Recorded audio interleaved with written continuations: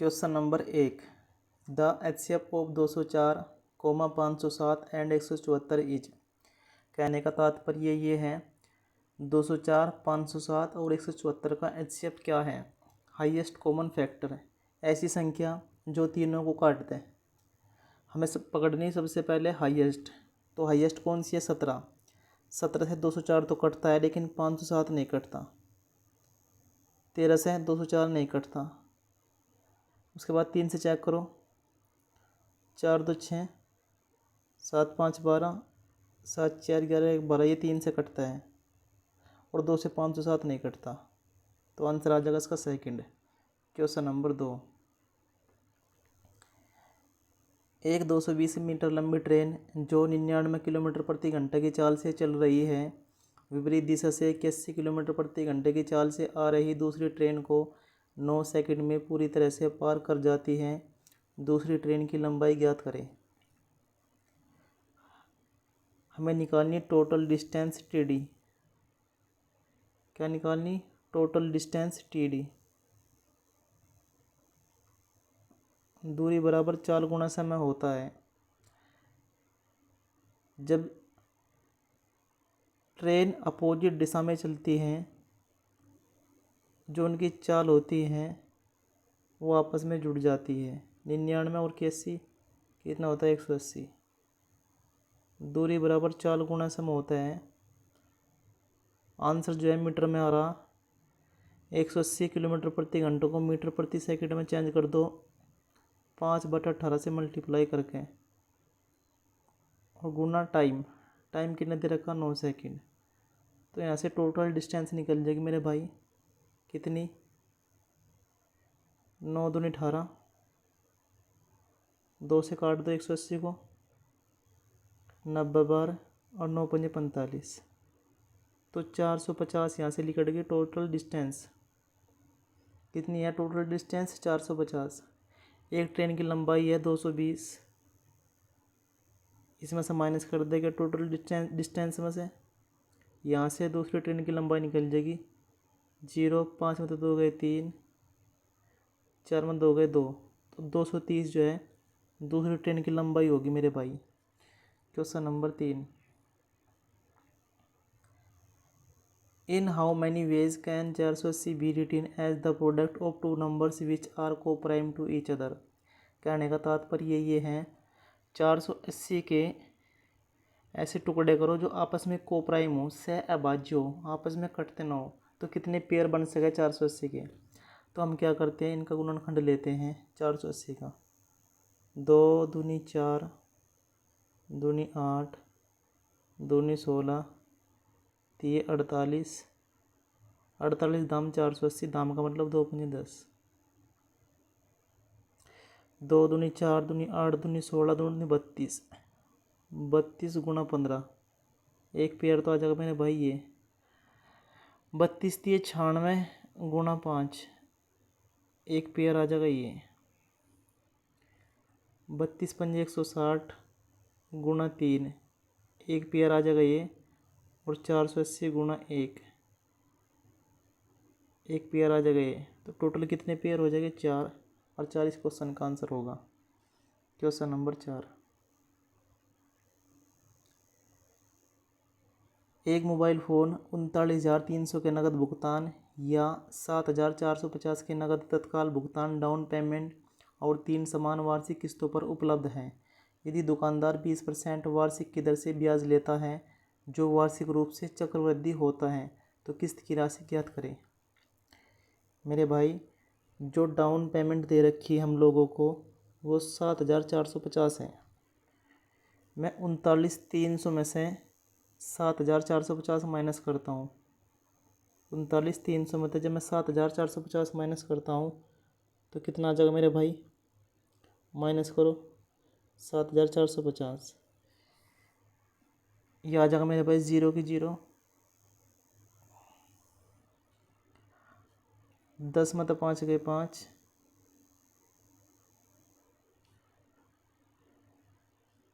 13 में तो 5 गए 8, सॉरी 12 में तो 4 गए 8, उसके बाद 8 में 7 का 1 और 3 के 3। डाउन पेमेंट देने के बाद कितना प्रिंसिपल बचा? 31,850। क्वेश्चन के अकॉर्डिंग जो दर है वो 20% दे रखी है। 20% की फ्रैक्शन वैल्यू कितनी होती है? 1/5। अगर प्रिंसिपल 5 है तो इस पे 1 रुपये का ब्याज लग के अमाउंट कितना हो रहा मेरे भाई? 6। बात चल रही 3 साल की, तो दूसरे साल क्या होगा? इसका स्क्वायर ले लगे। जब चक्रवृद्धि ब्याज है तो इसका भी स्क्वायर लेना पड़ेगा, 6 वर्ग 36। उसके बाद तीसरे साल की बात होगी तो इसका क्यूब लेके 5 घन 125 और 6 घन 216। अब मैं क्या करता हूँ, किस्तों को बराबर कर लेता हूँ, अमाउंट को बराबर कर लेता हूँ। इधर 36 की मल्टीप्लाई, तो 36 की मल्टीप्लाई मुझे इधर भी करनी पड़ेगी और 6 की मल्टीप्लाई मुझे इधर भी करनी पड़ेगी मेरे भाई। भाई क्वेश्चन में पूछा किस्त की राशि, ये रही किस्त की राशि 216। आंसर जो भी होगा 216 का मल्टीपल होगा और 216 के अंतर्गत 9 छिपा हुआ है। 6 और 1 7 और 2 9। आंसर जो होगा 9 का मल्टीपल होगा। क्या पहला ऑप्शन 9 का मल्टीपल है? 6 4 10 और 1 11, ये 9 का मल्टीपल नहीं है। 5 और 1 6, ये 9 का मल्टीपल नहीं है। 2 और 1 3, 3 और 5 8 और 1 9, ये 9 का मल्टीपल है। 4 और 2 6 6 12 और 1 13, ये 9 का मल्टीपल नहीं है। मुझे आगे सवाल करने की आवश्यकता नहीं है, लेकिन मैं आपके लिए फिर भी सवाल को समझा देता हूँ, जिससे आपकी संतुष्टि हो जा। अब क्वेश्चन में बोला मेरे भाई 31,850 जो है वो क्या है? वो प्रिंसिपल है। तो हम क्या करते हैं, अपने प्रिंसिपल को सबको ऐड कर लेते हैं। 36 पंजे 180, 25 6 का 150 और 125, कितना आ जाएगा? 5 8 5 13 2 15, ये आएगा 455। मेरे भाई ये 455 की वैल्यू है और वैल्यू किसकी निकालनी है? हमें किस्त निकालनी 216। वैल्यू निकालनी है हमें 216 की। ये कितनी बार कट जाएगा मेरे भाई? ये कट जाएगा 7 बार। 7 पंजे 35, 7 पंजे 35 3 38, ये कट जाएगा 7 बार और 7 के सामने एक 0। तो 70 गुणा 216, इस क्वेश्चन का आंसर आ जाएगा 15,120। मल्टीप्लाई कर ले मेरे भाई। Question number 5। A sphere is 10 centimetre in diameter, find the volume of the sphere in cubic metres. जो स्फीयर होता है वो होता है गोलाकार। इसका हमें आयतन बताना, गोले का आयतन, अर्थात 4/3 पाई आर क्यूब बताना। 4/3 पाई आर क्यूब, 4/3 पाई आर का मान कितना दे रखा मेरे भाई? देखो जो 10 सेंटीमीटर है ये हमारा डायमीटर अर्थात व्यास। तो त्रिज्या कितनी आ जाएगी? 5। लेकिन ये सेंटीमीटर में है, आंसर पूछा इसने मीटर में। तो सेंटीमीटर को मीटर में बदलने के लिए क्या करेंगे हम? 100 से डिवाइड कर देंगे। हमें लेना रेडियस का क्यूब, तो 3 बार मल्टीप्लाई 5/100 गुना 5/100।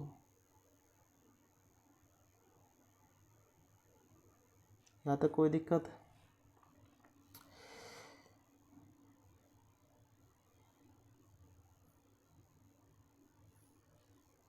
पाँच से काट दो मेरे भाई, कितनी बार कट जाएगा ये?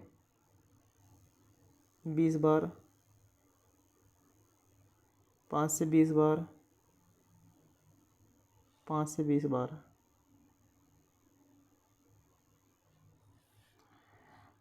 उसके बाद 4 से काट दो 2 बार।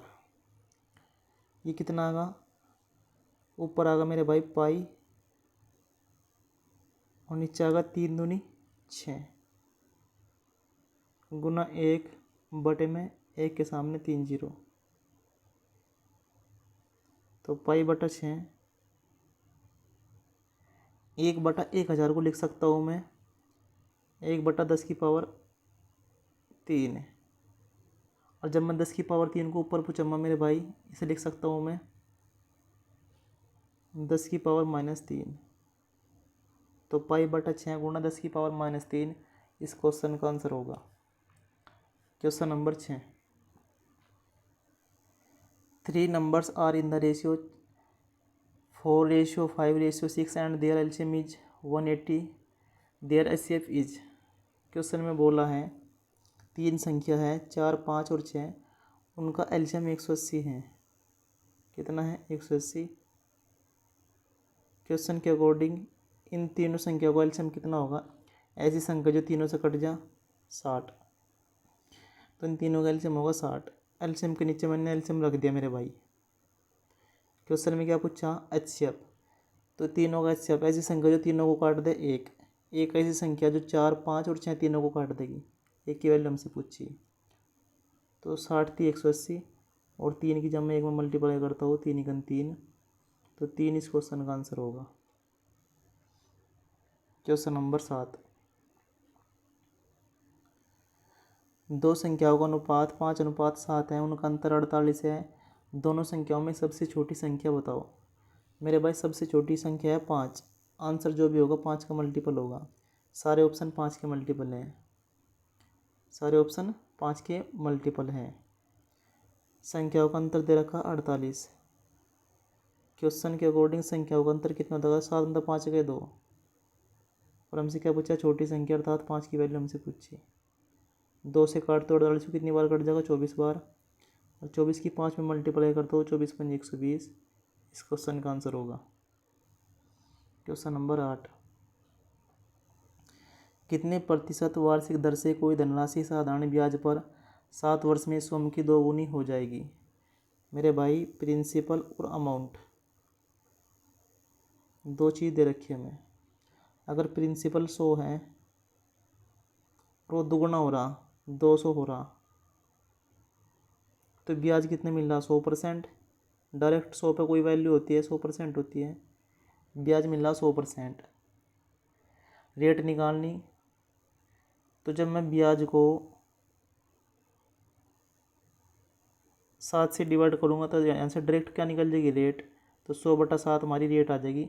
और 100/7 का मतलब होता है 14.2/7%, जो कि ये रहा। Question number 9।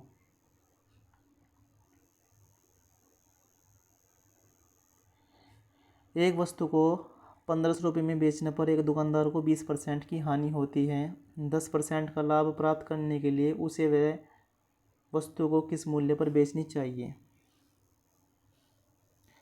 1500 रुपये में बेचने पर, यह मेरे भाई सेलिंग प्राइस। अगर हम किसी वस्तु को बेच रहे हैं उस पर 20% की हानि हो रही है, तो बिक कितने में रही? वो 80 में।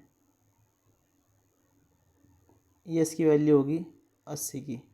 और क्वेश्चन में क्या पूछा? 10% का लाभ अर्थात 110 की वैल्यू हमसे पूछी। आंसर जो भी होगा 11 का मल्टीपल होगा, क्योंकि 110 के अंदर 11 छिप रहा। ये ऑप्शन 11 से नहीं कटता, ये ऑप्शन 11 से नहीं कटता। ठीक, सेकंड पकड़ो भाई। 5 और 2 7, इस तरीके से नहीं भाई। 6 5 11, 11 2 13, और 13 मतलब 2 गए, कितने आगे? 11। ये ऑप्शन कटता है 11 से। 6 5 11, 11 2 13, और 13 मतलब 3 गए 10। ये ऑप्शन 11 से नहीं कटता। ठीक है, बेसिक से आप करना चाहोगे तो कर लियो, बेसिक से काट लो इसे। ठीक है भाई, मैं आगे चलता हूँ। Question number 10।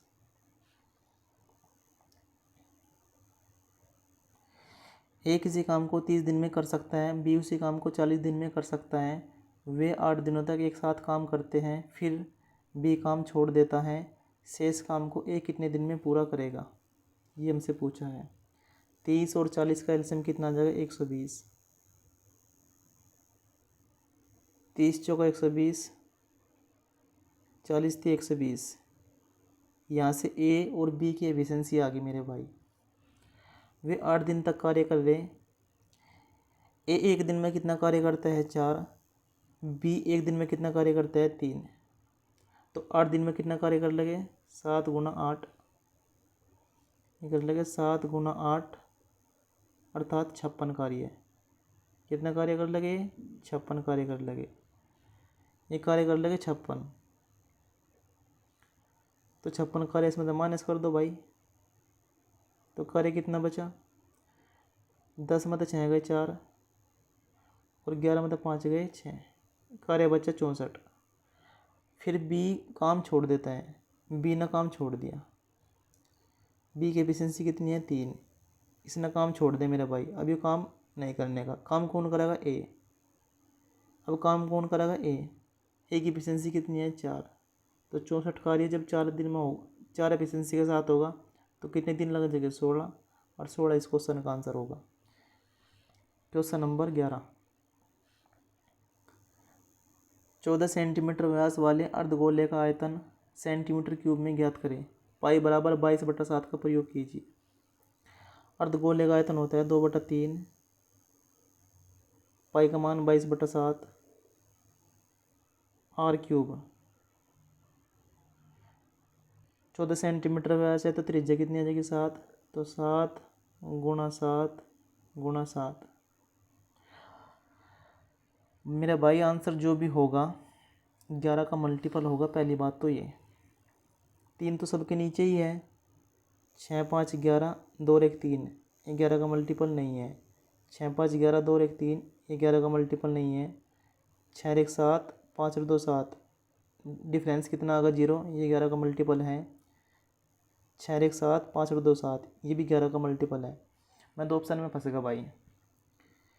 7 से 7 कट, अब मैं क्या करता हूँ इकाई अंक से बनाता हूँ। 7 7 49, इकाई अंक आगा 9, 9 दूनी 18, इकाई अंक आगा 8, 8 दूनी 16, इकाई अंक आगा 6, तो इकाई अंक 6 किस में है, थर्ड में। 2156 में इकाई अंक 6 है। ठीक है। क्वेश्चन नंबर 12,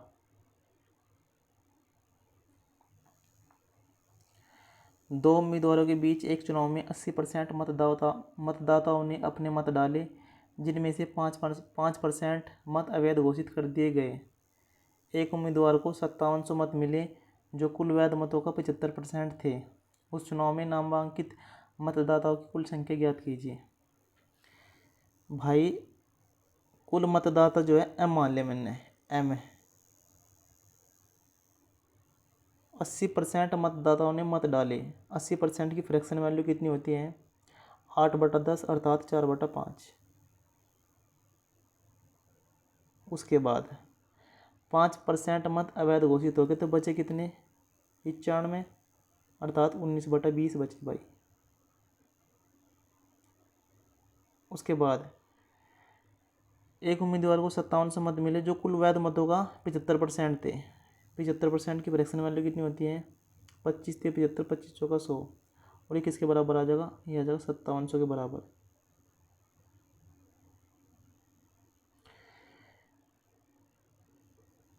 उन्नीस 57, ये कट गया भाई, और 4 से कट्टा कितनी बार कटेगा, 25 बार, तो ये आएगा 25। तो यहाँ से एम का मान कितना आ जाएगा मेरे भाई, एम का मान कितना आ जाएगा, 20 पंजे 100, 100 400, और 400 गुणा 25, 400 गुणा 25 कितना हो, 25 चौका 100, और 100 के सामने 2 0, तो 10,000 इस क्वेश्चन का आंसर होगा मेरे भाई। क्वेश्चन नंबर 13, एक व्यापारी ने एक वस्तु की कीमत को उत्पादन लागत से 24% अधिक तय किया। इसे बेचते समय वह तय की गई कीमत पर 15% की छूट देता है और 27% का लाभ कमाता है। वस्तु की उत्पादन लागत ज्ञात कीजिए। मेरे भाई मैं इसको सक्सेसिव से बनाता हूँ, जो इसका प्रॉफिट निकल के आएगा मैं प्रॉफिट के नीचे प्रॉफिट रख दूंगा और गुणा 100%, अर्थात इसका मैं लागत मूल्य निकाल लूँगा। कैसे, देखो 24% अधिक, 24% अधिक ले रखा है, लेके प्लस का 15% की छूट, माइनस का 15, माइनस का 15 गुणा 24 बटे में 100। यहाँ से क्या होगा, टोटल लाभ परसेंट निकल का होगा मेरे भाई। 24 में तो 15 गए, कितने बच गए, 14 में तो 5 गए 9, माइनस, और 15 चौका 60, हासिल 6, 15 दूनी 30 और 6 36, ये आएगा 3.6। और 9 में से जब मैं 3.6 माइनस करता हूँ तो कितना आ जाएगा 5.4, कितना आ जाएगा भाई 5.4%। ये आगा प्रॉफिट। तो प्रॉफिट क्वेश्चन के अकॉर्डिंग कितना हो रहा है 27, मैं रख दूँ मैं इसके नीचे 5.4 और गुना में 100%। हमसे पूछा, पॉइंट हटा दो मेरा भाई, ऊपर एक जीरो लगा दो, 27 दूनी 54, नीचे तो आगा 2, और 1000 को जब मैं 2 से भाग करूँगा कितना आ जाएगा 500। तो 500 इस क्वेश्चन का आंसर होगा। Question number 14। यदि P और Q दो अभाज्य संख्याएं हैं तो P और Q का औसत ज्ञात करें। भाई P प्लस Q कोई भी अभाज्य संख्या है, वो भी दो, अगर हमें उनको औसत निकालना, दोनों संख्या को जोड़ दो और बटे कर दो 2 से, तो इनको औसत आ जाएगा मेरे भाई, जो कि ये रहा। Question number 15। क्वेश्चन नंबर 15 बड़ा ही इंपॉर्टेंट है, ध्यान से देखिए मेरे भाई। रजनीश ने प्रति माह सोने में निवेश करने का फैसला किया। वह 65,000 मूल्य का सोना खरीदता है। इस पर उसे 8% की छूट मिलती है।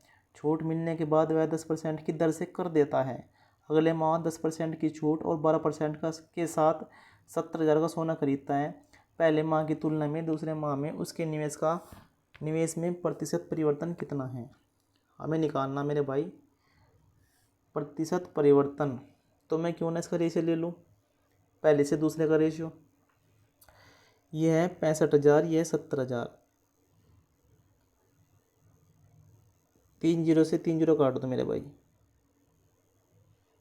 5 से काट दो कितनी बार 13 बार, और 5 से काट दो 14 बार। यहाँ तक कोई प्रॉब्लम? मेरे हिसाब से यहाँ तक किसी बच्चों को कोई दिक्कत नहीं है। उसके बाद क्या करते हैं हम,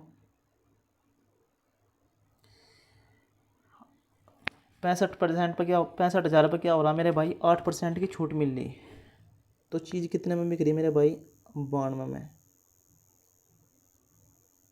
उसके बाद 10% की दर का कर दे रहा भाई, अर्थात यहाँ से हो जाएगा 110 का कर दे रहा भाई। वो 10% के हिसाब से ये होगा 110। कितना आ गए 110।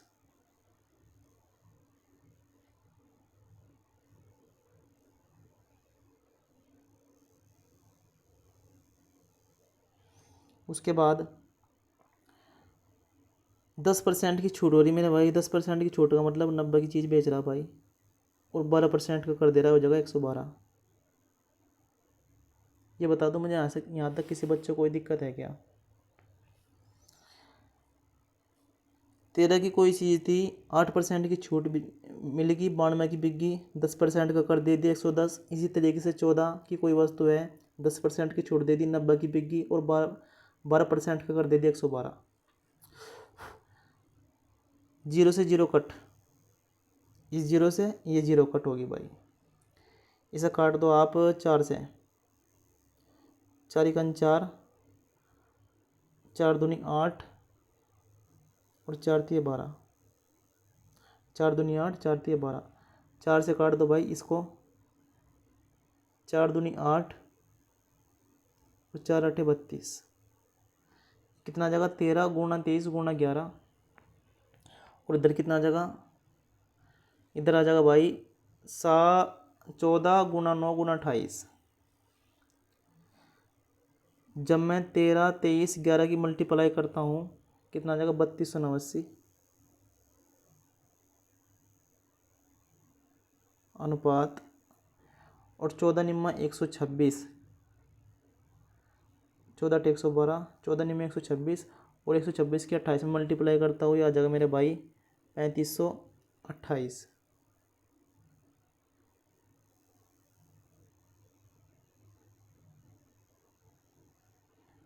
3528।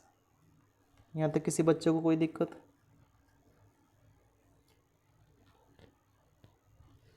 यहाँ तक किसी बच्चे को कोई दिक्कत?